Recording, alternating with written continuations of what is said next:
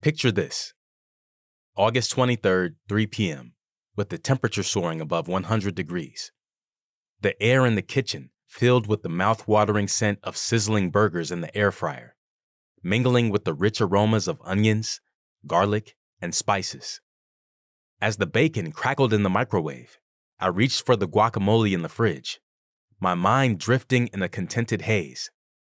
For the past 3 months, my friends and I had been diligently working together to manage my diabetes. Inspired by his success with a low-carb diet, I had embraced a new lifestyle that centered around my favorite foods: burgers, bacon, and cheese. All that hard work was beginning to pay off. Just recently, my doctor praised my improvements, and I was thrilled to hear that I could stop taking metformin. Then, without warning, a searing pain shot through my right arm, knocking the breath right out of me. It was an intensity I had never felt before, like a sharp bolt of electricity coursing through my body. Panic surged as I instinctively reached for the kitchen counter to steady myself, my heart racing. Is this a heart attack? I wondered in sheer disbelief, even though the pain was on my right side, not the left where many expect. With trembling legs, I took shaky steps toward the recliner, each movement feeling like an enormous task as I struggled to comprehend what was happening. Once I finally collapsed into the chair, my heart racing and hands still trembling, a wave of fear washed over me. Was this a complication of my diabetes? Or something entirely different?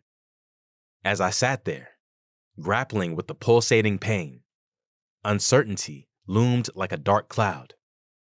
The confusion and dread intertwined, thickening the air around me and disrupting the tranquility of my day. Once I managed to regain a bit of composure, I knew it was wise to call my wife, who was out with a client at the time. When she returned my call, I recounted everything: the sudden pain, the numbness that now tinged my lower right lip. Concern laced her voice as she urged, "You should call 911, reassuring me that she was on her way home to help assess the situation. Caught in contemplation, I realized I needed to dial 911. It was a moment of reckoning.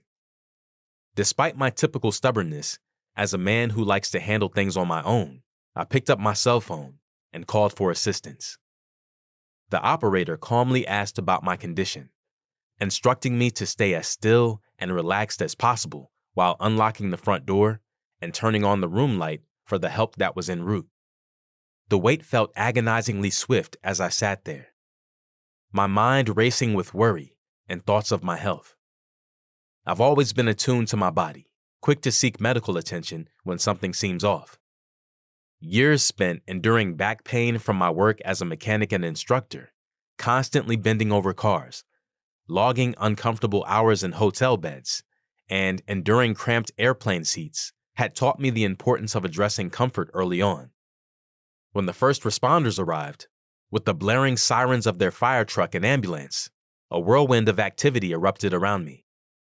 I watched, heart pounding, as they backed in, hastily unloading a stretcher, while my living room, filled with a dedicated team, focused on assessing my condition.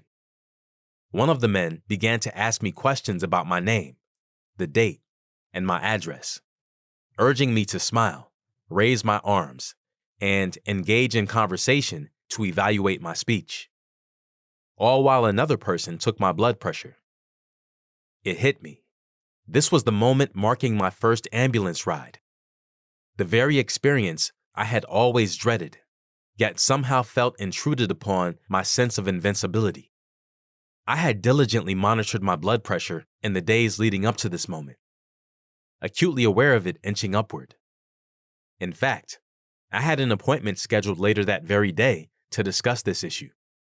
Seeing the first reading show 227/160 sent a chill through me, planting deep concern in my heart.